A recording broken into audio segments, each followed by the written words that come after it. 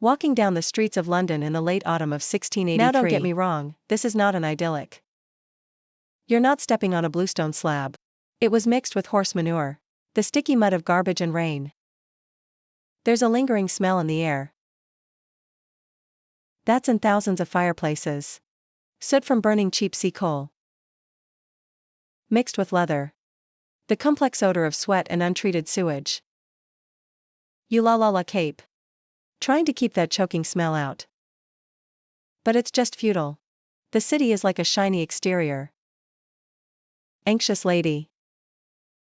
Just a few months ago, a game called Rye. The assassination plan of the Ukrainian conspiracy was foiled. The target is the present-day King Charles II and his less popular Catholic brother, James Duke of York. The conspiracy is still unresolved against Beau. The air is full of suspicion and fear. When you pass by the pub, you can hear the people inside talking in low voices. Words float in the air like ghosts. Grey Tories treason. Several leaders of the Grey Grid Party in the Tower of London, those who firmly oppose the Tianjin Christians James, successor gentlemen. Some have been sent to the guillotine. Others were forced into exile. King Charles II, the man who dissolved Parliament 2 years ago, the monarch who starts to take power alone. I purged myself with an iron fist. Replacement of judges and sheriffs. Make sure the jury in the courtroom, composed of his people, to convict the opponent. This tense atmosphere makes you feel like you have to breathe carefully. However, when you look up in the direction of the palace of the day, it's a different story. There is music every night, full of extravagant parties, masquerades and endless gambling. King Charles II. They called him the Merry Monarch. Because he is personable. Love art and science. Learn to love beautiful women and pleasure. The number of mistresses and illegitimate children he openly admitted enough to form a small army. Please, the seriousness and prohibition of Cromwell's reign. Desire, the glitz and release that has long been brought back by this king. Vertically initialized. Theater reopens. The actress took the stage for the first time. The cafe is full of people from all walks of life. The king and his courtiers, even past the poor in the park. It's a paradoxical time. On the one hand, there is political coercion and aggression. Everyone is in danger. On the other hand, the obsession with court life. As if blind to the looming crisis. You're walking down the street, you can feel both at the same time, however, different smells. This feeling is strange. Like a person holding their breath, waiting for something to happen. I have to mention here. In fact, the first 2 town parties in England, the names of the fighters and the Tories. All from insulting nicknames. Those who support exclusion bills. Those who tried to stop James from succeeding. Known as the Fage. This word was originally used to mocking rioting Scottish Presbyterians. And those who think exclusion bills are giveaways.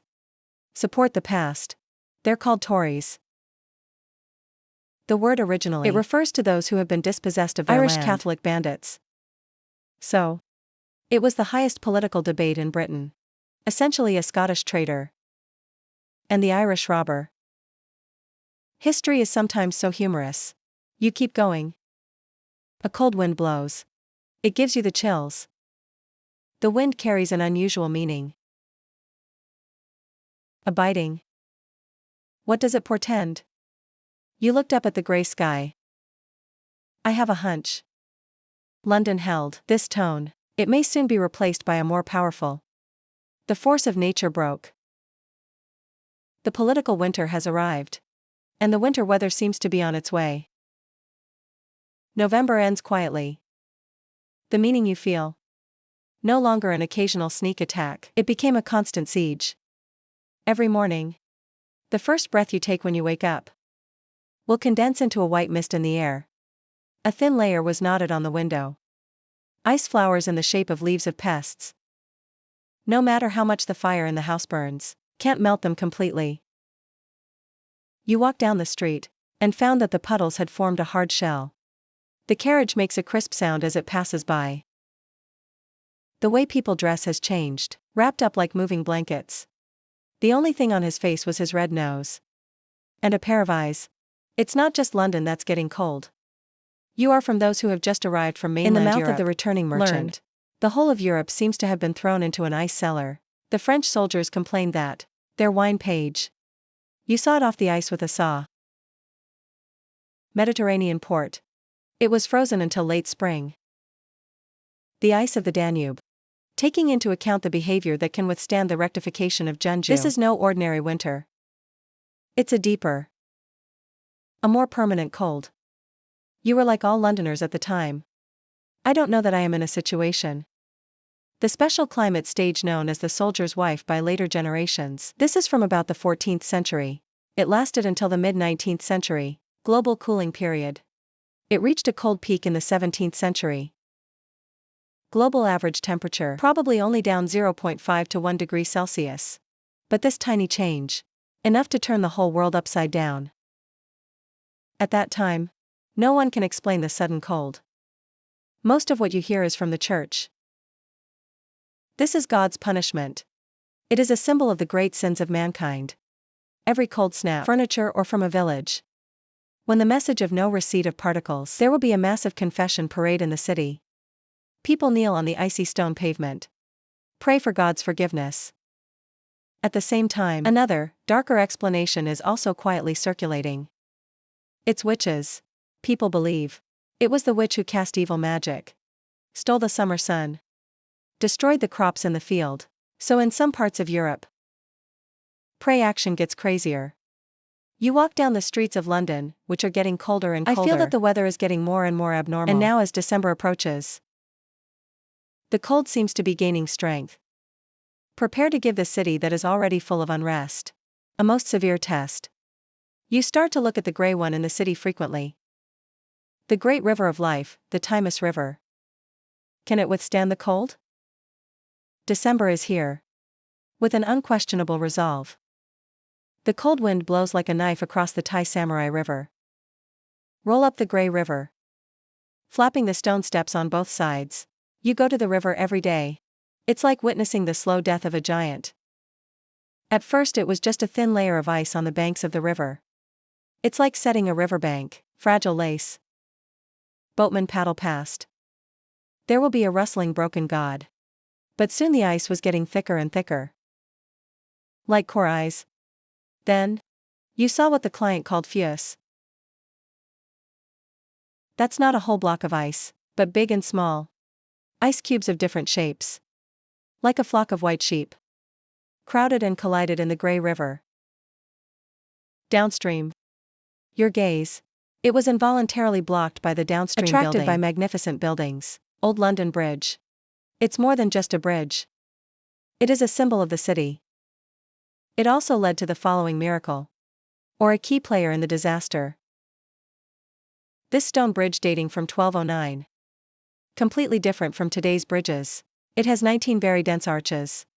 Supporting the heavy piers. These piers, there are also huge wooden protective structures underwater. It's called zhuang-kun. This allows the passage under each bridge arch, are unusually narrow. In normal times, this design has seriously hindered the Thames, the normal flow of the river. Like a giant comb in a river channel. And now he's the king who captured the ambush. You saw with your own eyes the ambushes floating upstream. Piece by piece. Stuck between narrow bridge arches. They pile up and squeeze. Soon a huge ice dam formed. This ice dam completely changed the fate of the river. It makes the river upstream. The tassel becomes extremely slow, almost stagnant. He also effectively blocks the rising tide. It poured in from the mouth of the sea. High salinity seawater. You have to understand that. The Thai Samurai River in the 17th century. Very different from today.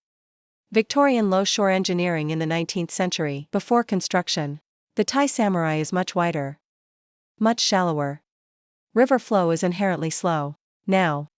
Under the influence of the accomplice of Old London Bridge, this broad and slow. Low salt river. It becomes a perfect natural ice tray.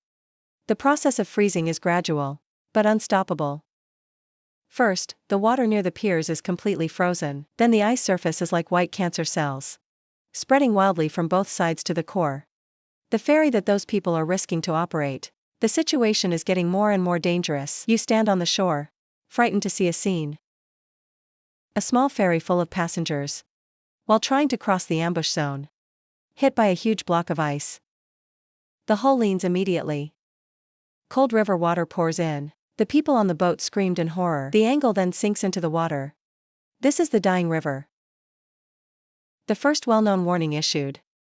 By the end of December, there is only one last line left in the middle of the river. The narrow channel is still flowing. But his fate was sealed.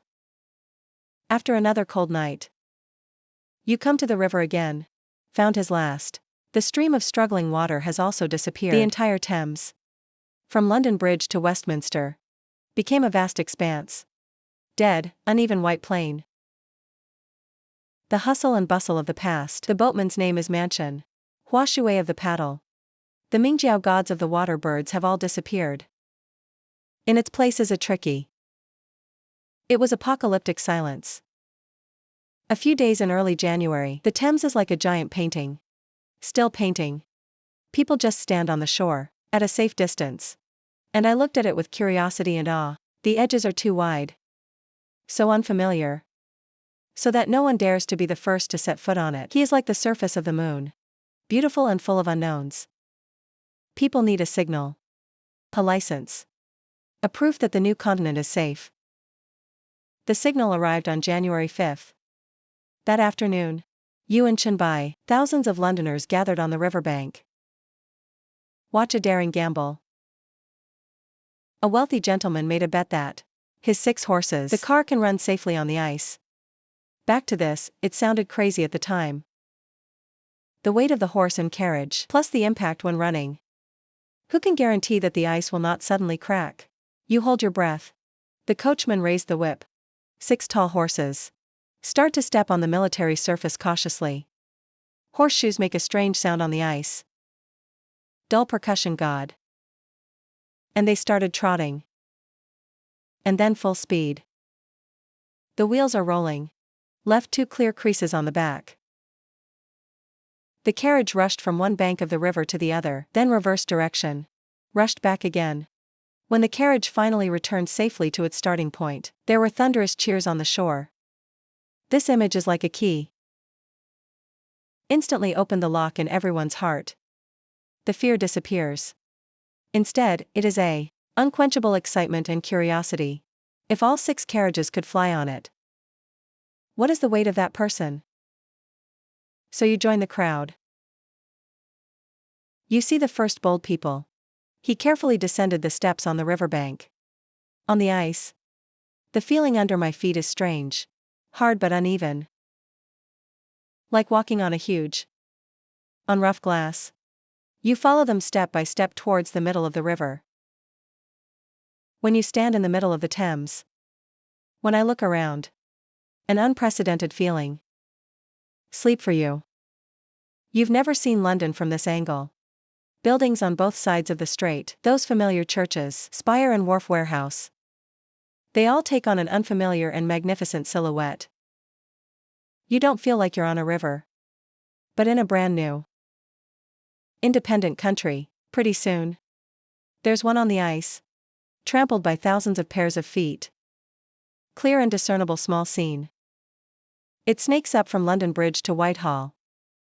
This became the latest in London, the trendiest pedestrian street. People are walking and chatting on it. Show off your new dongy. As if it were the most normal thing in the world. And you get something even more curious. Several young people are playing a game on the ice, trendy game.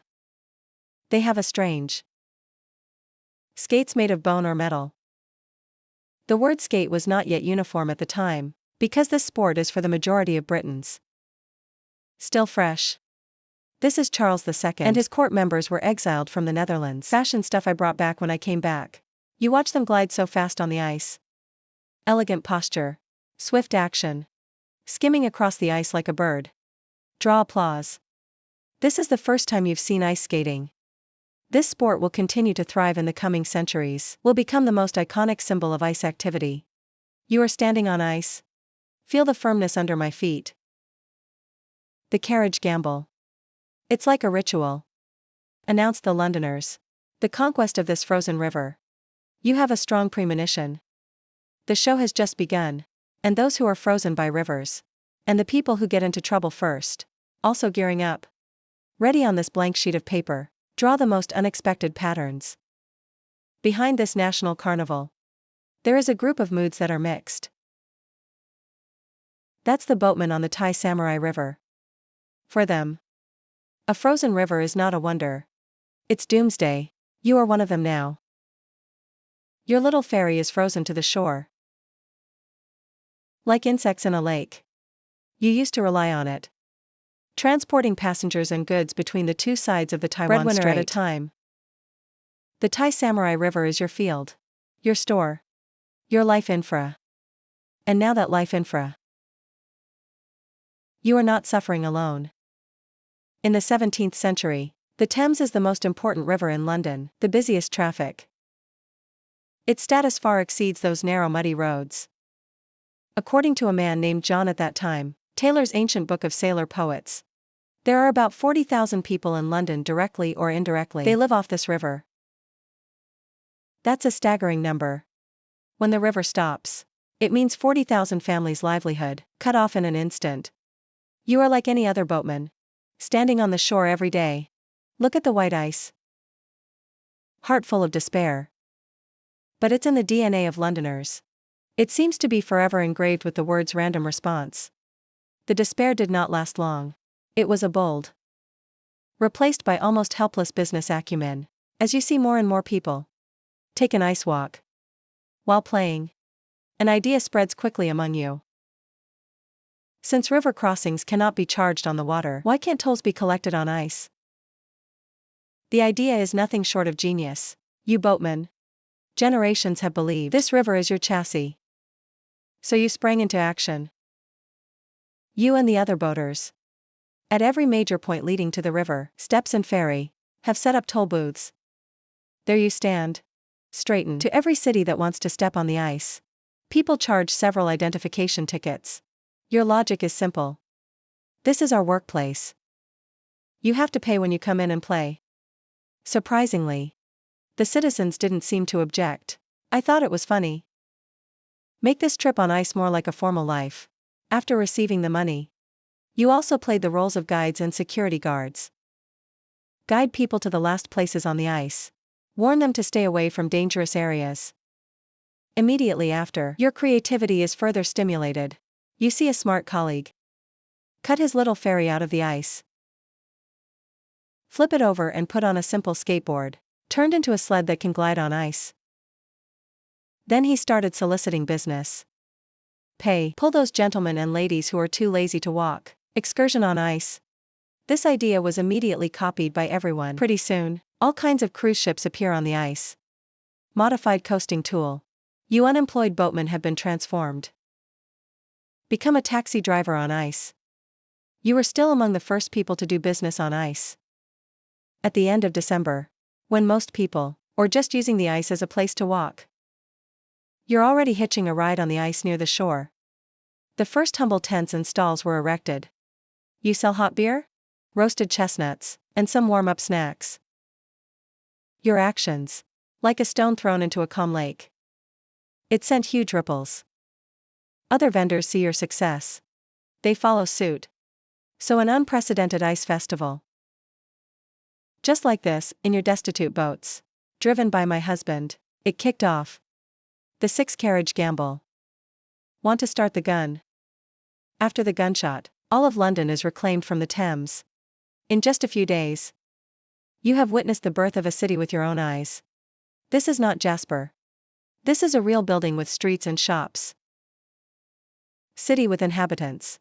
No more chaotic crowds on the ice. It was planning. Vendors spontaneously, or under the guidance of boaters, put their tent. And the wooden stalls lined up. Streets are formed. One of the most important, the widest one is called Main Street. He's from the townhouse on the London side. All the way to Nanhuake on the other side. You walk down this icy road. On both sides are zero-time ratio stores. Under my feet is hard ice. It feels both absurd and real. You hear the hammer hitting the wood. Saw merchants using sledges, dragging boxes of goods. Difficult march on ice. This city on ice even has an unofficial name. It's called the Blanket Fair. The origin of this name is no longer known. Maybe it's because vendors use thick blankets to set up tents. Or maybe he's like a giant blanket.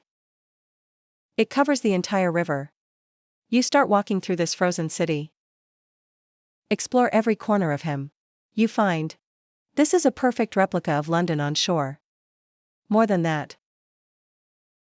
Can you find someone who sells fruit? Shoe seller, bookseller.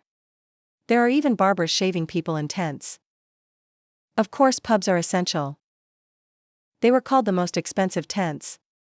It's always packed with people, singing out loud, drinking strong wine that dispels the cold. And what you find most incredible is fire. You can see that almost every tent has a brazier for heating. And here's what's even more dramatic: some food stalls. There was a campfire raging directly over the ice for barbecues and soups. You step forward. He carefully stepped on it with his foot. Ice by the fire, it feels solid. According to the measurements of some good people at the time, the thickness of the ice in central London reached a staggering 11 inches. That's about 28 centimeters. Such thickness, enough to withstand the heat of a campfire without melting. Fire and ice are two diametrically opposed elements. Coexist in a harmonious way at the moment. Consists of the strangest ice extravaganza. The most memorable sight. You walk. I even saw an Iron River pavilion. Blacksmith moved his needles and beehives to the ice. Clanging iron. Mars like an arrow. Fall on the ice. Make a sizzling sound. Then quickly extinguished. This scene makes you believe Londoners can really put anywhere. Have become their workshops and markets. You keep wearing it in the city where the rangers save. Okay, you see the children are specially opening up, chasing in the alley. Playful couples walk hand in hand down Main Street. Vendors are eager to accept their goods from you. The vitality of London. It seems that from those dark and narrow streets, transferred to this open, bright ice sheet. There's no mud. No crowded carriages. Only fresh and cold air. And a sense of freedom like never before. Then you are attracted by a strong aroma. It's a mixture of grease. The smell of charcoal and spices, overbearing through the cold air. You follow the fragrance. Through the crowd. Saw one of the most spectacular sights of the ice festival. Roast whole beef on ice near the Palace of the Day. People dug a big hole. A huge bonfire was lit. A complete bull with an iron swab. Turning slowly on the flame. Grease drips on the charcoal fire. Make a xylite sound. There were puffs of blue smoke. Cooks use long-handled spoons. Keep adding the sauce. Poured on the roasted burnt cowhide. It's not just about cooking, it's a show. A public perception of the cold. People form a circle. Excited pointing. Waiting to share this feast on ice. You squeeze in. Spend a few minutes. Bought a steaming slice of roast beef. The meat may be a bit hard. The smell of smoke and fire is also a bit heavy. But in this freezing environment, can eat a mouthful of piping hot fat-filled meat. It is an unparalleled happiness. After eating barbecue, you feel a warmth in your body. But not enough, therefore. You crawl into a lively drunk tent next to you. The tent is warm as spring. Ale in the air. Blend of gin and mulled wine. People huddled around long wooden tables, laugh out loud. Playing the Civ game. You ordered a hot beer. The sweetness of malt and the burning sensation of alcohol slide down the throat. Instantly dispels the meaning of your limbs. After warming up, you're back outside in the ice and snow. Prepare to experience the entertainment here. You hear a wooden ball coming from a distance. The crisp sound of impact. It turned out to be a group of people playing bottle bowling. Fairway. It's a flat piece of ice that's just cleaned up. People fall funny on it. Draws roars. In another corner, a puppet troupe set up a small stage. There's a play going on about the king and dragons. The kids couldn't take their eyes off it. Distant. There is also an intense football match going on. It wasn't so much a game. It was more of a melee. Dozens of people are chasing a ball, rolling and climbing on ice. Just when dazzled by the lively scene. You notice a long queue in one place. You are curious to walk over. The crowd was surrounded by a huge black machine. A printing press. How did this thing end up on the ice? A printer named George Crumb came up with a wonderful figure. He put his own printing press, moved to the ice of the Taiwo River. Create unique souvenirs for visitors on site. You waited in line for half a day. Finally, it's your turn. You paid for it 6 times. That wasn't cheap at the time. Then tell Mr. Crumb your name. He skillfully cut out thousands of words from the word plate. Line up and put it in the printing press. Then press hard. A small card is handed to you. It has your name printed on it, the date of the day, and a line of text that makes your heart skip a beat. Printed on the Samurai River in 1684. You had this card that smelled of ink. I feel as if I have a piece of history in my hands. This little souvenir. Prove that you were a part of this miracle. It was a big hit. It is said that Mr. Crumb earns £5 a day. That's 10 times the average worker's weekly wage. You took that precious card. Put it carefully in your arms. Continue to move through the crowd. You feel like a child. Broke into a huge surprise amusement park. There is something new around every corner. Every sound is full of life force. This city on ice not only has food, some drink and some play. It can even let you put a paragraph, unique memory, fog into a piece of paper that can be treasured forever. It's just perfect. And it's on the ice that the event is in full swing, when almost all Londoners go crazy about it. And there was a message that brought the party to a head. The king is coming. You are squeezed into the crowd. Watch a funny ice race. Suddenly I heard a commotion in the distance. The crowd was like Moses dividing the sea, automatically gave up a channel. You stand on tiptoe. Saw a group of well-dressed people. Under the guard. Coming from the direction of the daytime palace, headed by the merry monarch Charles XX himself. By his side is his queen, Catherine of Braganza. The arrival of the king, to this already bustling market, granted an officially certified legendary aura. The palace of Charlie XX. It's by the Taiwo River. He goes from, you can see the ice growing from the window, a spectacular sight, maybe out of curiosity. Maybe you want to experience this unprecedented folk. He decided to go down in person. You watch the king and his party walk on the ice. It was surreal. The crowned monarch. Just like you now. The same ice is under your feet. He looked at the shops on both sides with great interest, for those humble tents, and a wide variety of products, show great interest. He stopped in front of a stall selling hot gin. Chatted with the stall owner. Even tasted a small glass. The surrounding people erupted into loud cheers. The king's people-friendly gesture made people feel incomparable. Excited then. You see the king being printed by that famous. The machine attracts the past. He also joined the queue. Of course the team made way for him. You have witnessed this historic scene with your own eyes. King Charles II. Like an ordinary tourist. Paid printers George Crumb 6 times. Customized a commemorative card of his own.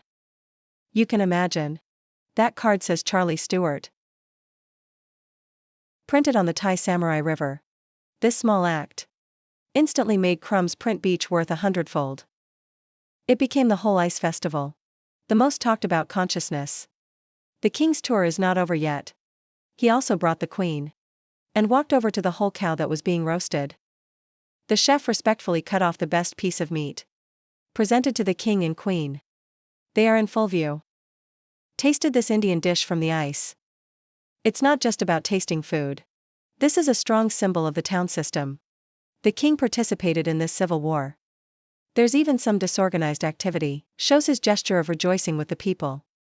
Closer to ordinary people. This ice market. It is no longer just a market or a playground. He became a magical stage. A social hierarchy. Temporarily blurred strange space. Here boatmen can charge nobles. Printers can do business with kings. The commoners could share a roast cow with the monarch. Destruction of the Thai Samurai River. There seems to be a magic. Let those boundaries that are insurmountable on land becomes less important. However, in this seemingly harmonious, beneath the joyous white carnival, also hidden in the rough to match 17th century London. Dangerous and dark. As you recover from the excitement of the king's arrival, start exploring the edge of this icy city. When you strip, you will see a different scene. A savage roar. And the wild shouts of the crowd lead you to a wooden place, a fenced-off area. You look through the cracks. I saw a scene that made your stomach churn. Bullfight. An angry bull is chained to a post.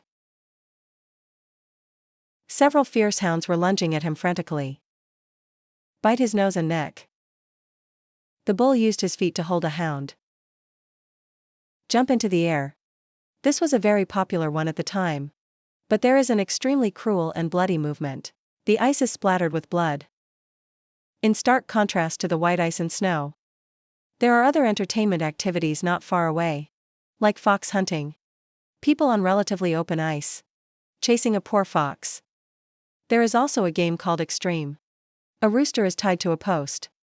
People took turns stealing from him with sticks. Until you crush him to death.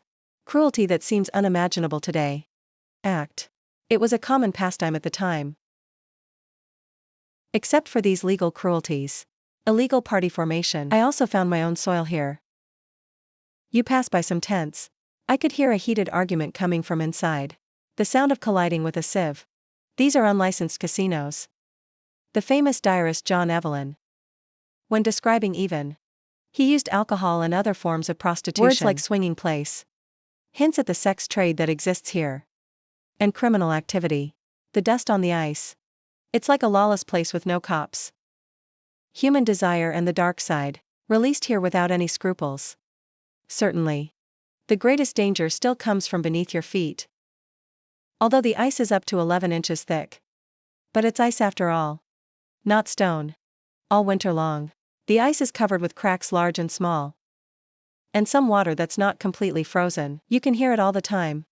The ice is under the weight of thousands of people. Send out disturbing figures and shattering gods. If you're not careful, someone can slip and fall. Even falling into ice holes. And these dark sides have also sparked some controversy. And that was the Ice Festival. To what extent?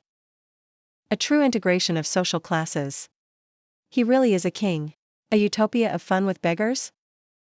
Or say, class differences are just a new form. It was replicated on ice. Despite the common wonders and dangers, it does break down barriers to a certain extent. Creates a fleeting sense of community. But actually, the rich may still be safer. More comfortable area. Enjoy more refined entertainment. Poor people tend to be more involved in the boorish, dangerous activities, like bullfighting and gambling. This problem is like an undercurrent under the ice. Complex and elusive. You left those noisy and bloody corners. Back to the protagonist of relative civilization. Looking at the elated crowd around me. You feel a little more awake. And when you sink, while immersed in the strange charm of the ice society, you may temporarily forget. This severe cold has affected the city of London beyond the ice. What does it mean? Now, let's leave this lively white plain. Walk back to shore. To feel it. Another face of the city in the depths of winter. As soon as you step on land, immediately you will be surrounded by a thick plume of smoke. The air is no longer the clear cold on the ice. It's kind of choking. Sulfurous stain. Due to the Thames being frozen. Ships transporting firewood and high-quality coal. Inability to enter the port of London. Fuel prices skyrocket. The citizens had to settle for the next best thing. Burn the cheapest and worst quality sea coal for heating. This sea coal burning, when burned, a large amount of black smoke and toxic gases are produced. And in extremely cold weather. Due to abnormal air pressure, these fumes cannot spread to the body. It's like a heavy, greasy blanket. Heavy pressure on the earth. Journalist John Evelyn. It's a vivid description of what happened. London is shrouded in the plum smoke. Curiosities of Jamie. The smoke tunnel makes it almost impossible to see across the street. The air is filled with coarse particles. Inhaling into the lungs makes the chest feel stuffy. I could barely breathe. This can be said to be later Victoria, the famous London of the era, an early prophecy of things. In this harsh environment, it started spreading. That winter, smallpox was unusually deadly in London, took many lives. Foul air inadvertently exacerbates the spread of respiratory diseases. Severe cold. It paralyzed the entire city infrastructure. The pipes are frozen solid. Water supply was completely cut off in many areas. This means that people not only lack access to drinking water, even firefighting has become a big problem. Brewery, laundry and many other industries that rely on water, also forced to stop work. The economy of London as a whole, and like his river, came to a standstill. The port is locked by soldiers. All import and export trade came to an abrupt halt. This is for cities where business is the lifeblood, is a fatal blow. For the rich, it's just a few inconveniences in life. They can buy it at a premium, hiding in a warm mansion. But for the poor, so this is an existential crisis. You're walking down the streets of a slum. It was heartbreaking. People huddled in homes without fires, wrapped in every fabric you can find, shivering. Food became scarce and expensive. A lot of people facing the double torment of hunger and cold. Although King Charles II ordered a collection for the poor, but for the huge poor, just a drop in the bucket. The exuberance of the ice festival and the suffering on the shore. Such a stark and brutal contrast. When you drink hot wine on ice, while watching the performance, maybe in some alley a few hundred meters away. Some people just can't afford a lump of coal and slowly freeze. You stand on the shore, looking back at the bright lights on the ice. City of laughter. Look at the cold silence around you. Streets full of suffering. You suddenly understand. Ice society is more than just a carnival. It's also an escape. It's anesthesia. It's like a huge beautiful dream. So that people can temporarily forget the cruelty of reality. Londoners put their optimism, tenacity and creativity, poured on that ice. But outside the dream, this great city, shivering painfully in the cold. And it's on the ice that the extravaganza reaches its climax. Everyone thinks, this ice and snow, the wonders will last until spring. Nature played a dangerous joke on January 15th. You're walking down the ice. I suddenly felt something strange. The air seems less biting. The wind has also softened a bit. You see a tent on top. Drop of water. Sprinkle on ice. Leave a small dark mark. At first you didn't care. But soon, and you find that more and more people are stopping. Look up at the sky. A confused and uneasy expression on his face. The thaw has begun. He came so suddenly. There was no warning. Tiny cracks began to appear on the ice, spread like a spider's web. And then the whole river started shaking. A thunderous sound comes from beneath your feet, shaking your internal organs. Panic spreading through the crowd like a plague. People who were still laughing a second ago. The next second there was utter chaos. You got caught up in a crazy crowd. Everyone is desperately running towards the shore. Vendors are engaged in a race against time. They scrambled to get back into their fire stalls before the river wakes up completely. Rescue the goods back to shore. You see a stall selling pottery paint, looking at his carefully built store in despair. Floated away with a huge ambush. It's filled with all his belongings. The scariest thing is, black holes began to appear on the ice. That's melted ice water and reflowing river water. These deadly traps, devouring a few unfortunate people in the chaos. The records at the time simply mention the death of the tree man. But behind these cold words, it's a tragedy for several families. You see with your own eyes the ice suddenly collapses under a person's feet. He only had time to let out a short scream. Disappeared into the icy black water. The entire ice minister, It collapsed in a matter of hours. That busy street. Those busy shops have disappeared without a trace. Thai European monk. Only a few broken ambushes remain. And people who are still in shock. Everyone thought this grand dream. And it ended in a nightmare. However, nature didn't seem to think the joke was big enough. This sudden thaw. It only lasted 3 short days. Come January 19th. The wind is changing again. One is stronger. A more biting cold snap is returning from the north. The temperature plummeted. Those newly melted waters. Refrozen at a rate visible to the naked eye. This time the ice is stronger than before. More thoroughly you stand on the shore. It looks like it's refrozen and flatter than before. Stronger river surface. Mixed feelings. This dangerous episode. Like a severe test. He uses the most direct way. Reminded all Londoners. The land beneath their feet.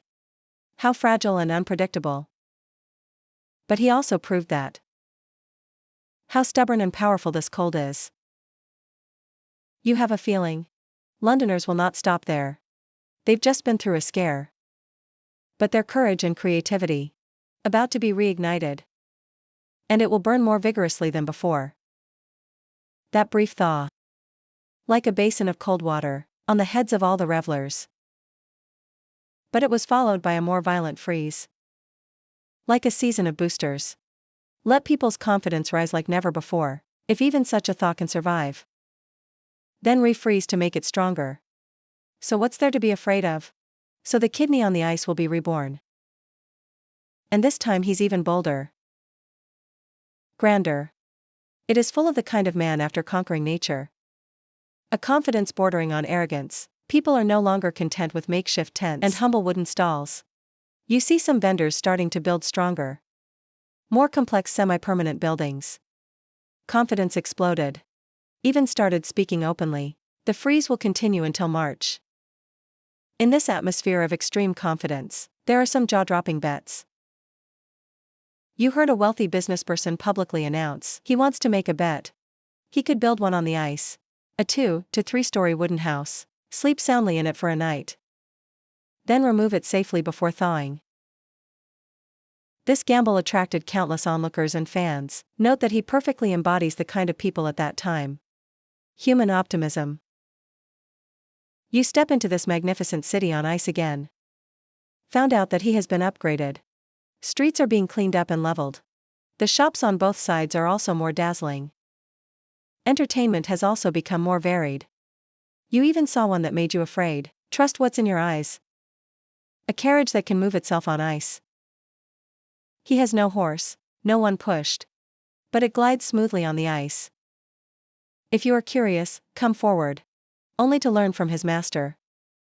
This automatic carriage is made up of a huge clockwork spring driven on the well. In the 17th century, this mechanical device is like magic. Attracted everyone's onlookers and amazement. This event after rebirth. Its grandeur. Even King Charles II was amazed by it.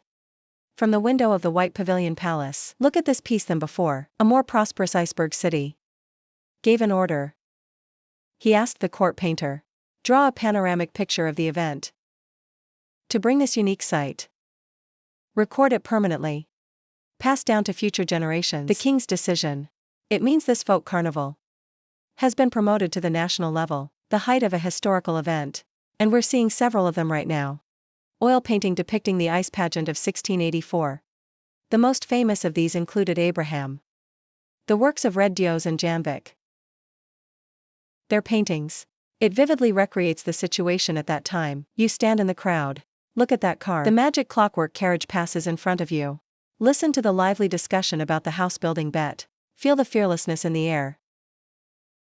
An atmosphere of extreme optimism. What do you think of this ice house? It's no longer a makeshift bazaar. He became a monument. A building to celebrate human ingenuity, built with courage and adaptability. Living monument. In early February, the calendar turned to a new page. Ice society is still noisy. Confidence peaked. February 2nd, which is the day of the Holy Bamboo Festival, another giant bull is roasted on ice. It attracted thousands of people. Everything looks the same as before. But if you are sensitive enough, you start to notice subtle changes. The first is air. He is still cold, but no longer dry. The cold that stings your nose. There seems to be a hint of moisture in the air. A distant harbinger of spring. The sun is at noon. No longer the pale one. Powerless disk. His light seems to have a little temperature. Shine on your face. It gives you a long-lost warmth. Then the sound. You may not hear it in the hustle and bustle of the crowd during the day. But when the night is still, you happen to pass by the river. You will hear a muffled, constant attentiveness.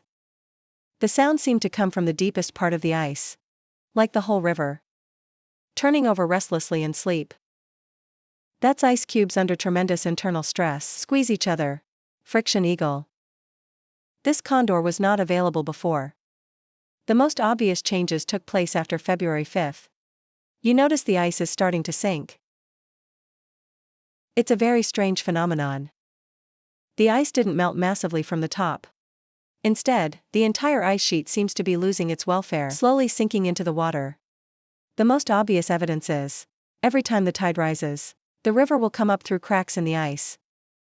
Puddles in the street. The sight is very disturbing. Dust on ice that was rock solid just a few days ago. Now it has become a wet.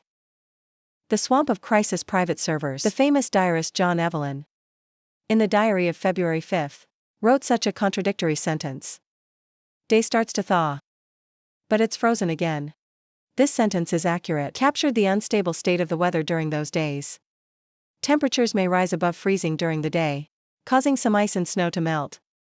But the cold night, it will make these melted waters freeze again. This recurring emotion, deadly damage to the ice's structure. Make it fragile and unstable.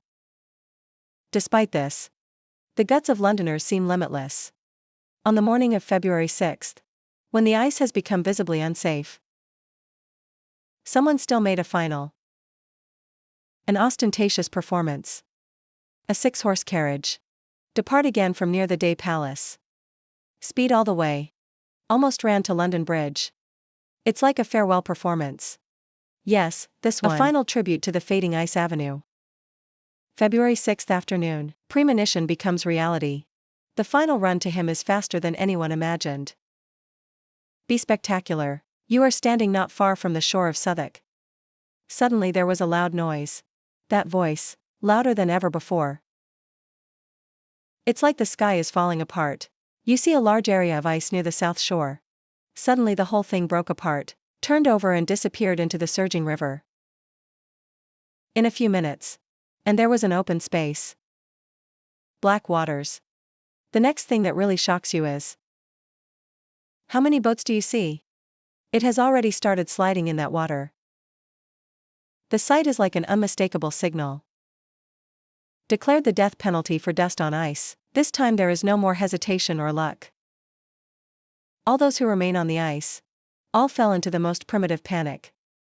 You are trapped in the crowd, running towards the nearest shore. Behind you is the awakening roar of the entire river.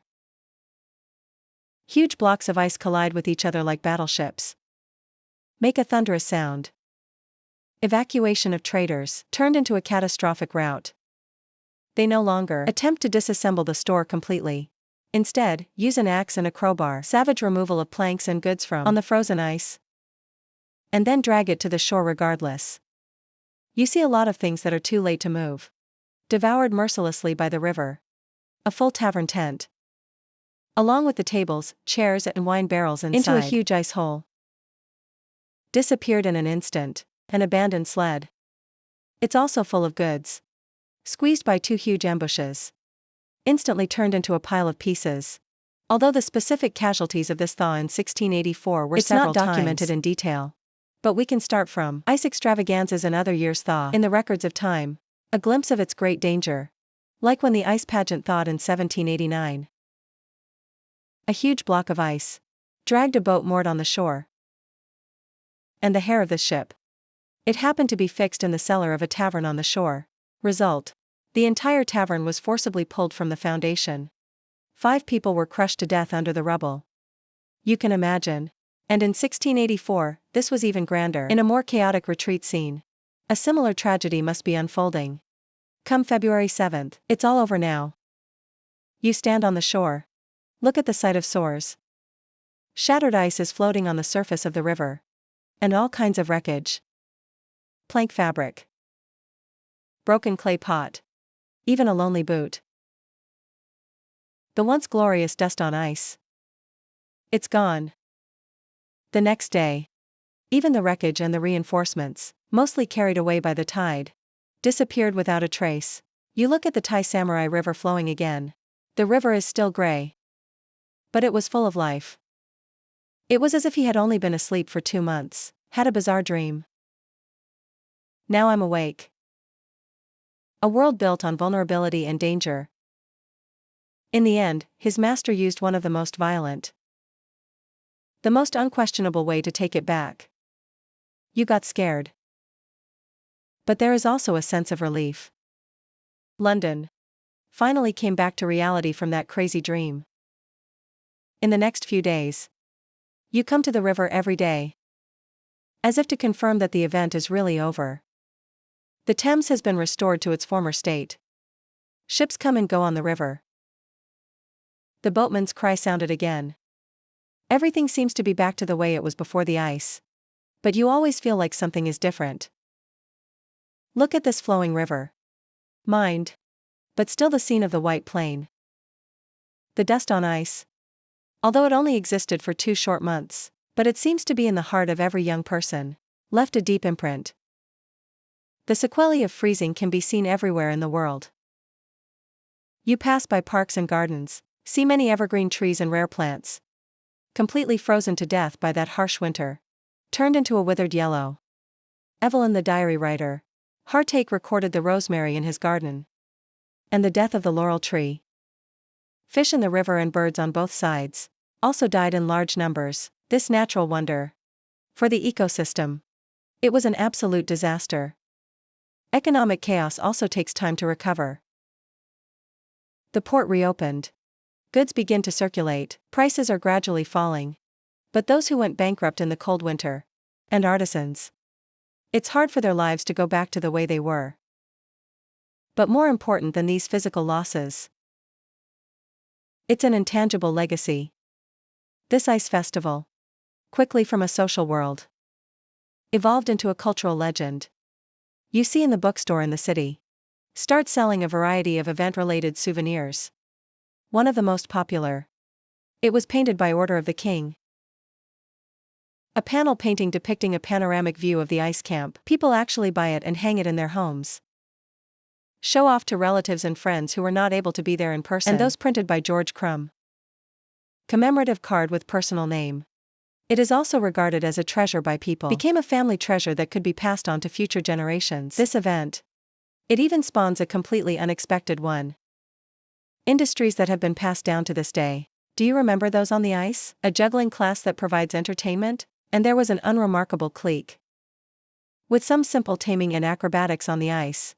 Acting for a living, no one can imagine. This experience of starting a business on ice. It was the starting point of their family business. This family, it became famous all over the world. Founder of the Chipperfield Circus. Yes, it still exists today. Historic circus. And his roots are down on the Thai Samurai in 1684. On the cold ice. From now on, the Great Ice Festival of 1683 to 1684 became an unsurpassed benchmark.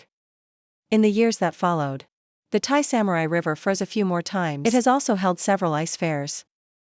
But regardless of the scale, duration is still legendary.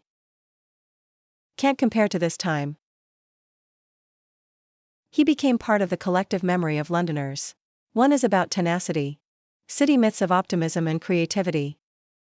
Whenever Londoners face difficulties, they may all remember their ancestors. Once in a frozen, on the dead river. Build a city full of laughter.